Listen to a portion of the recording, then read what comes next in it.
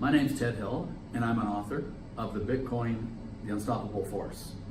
The whole journey began over 2 years ago when I really wanted to write a book, and what I ended up doing was doing little snippets of ideas that I had along the way, and it finally built up.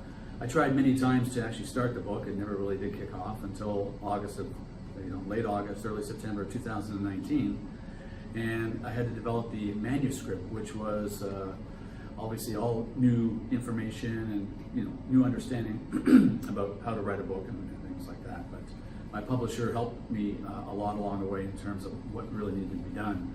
So part of it was to establish the chapters. How many chapters, how many words per chapter approximately. And that actually began very nicely. I was able to write out 10, 12 different titles for chapters. But as the book started progressing, it was a matter of trying to fit a manuscript into those chapters. So the chapter titles had to change a little bit, as did the story, because it's not just a technological story here. It's more of a roadmap of how we got to the place we are in terms of cash is disappearing and where Bitcoin is today and how we're going to be using it in the future. So the dynamics of it really changed.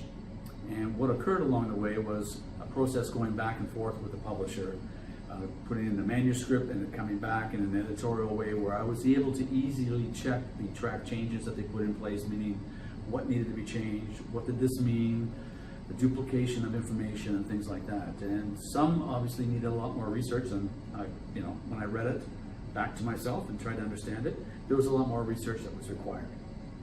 So this process took over, right up till, it's a 3-4 month period, of course, right to the final edition of the book.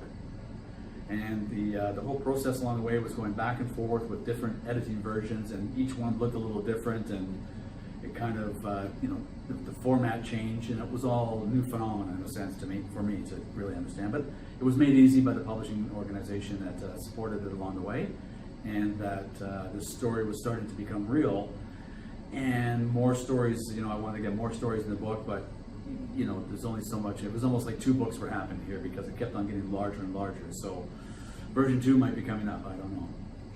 My experience working with Shimita was excellent. And the communication was there. We got on Zoom video conferences to go over different ideas about the book and the progress being made.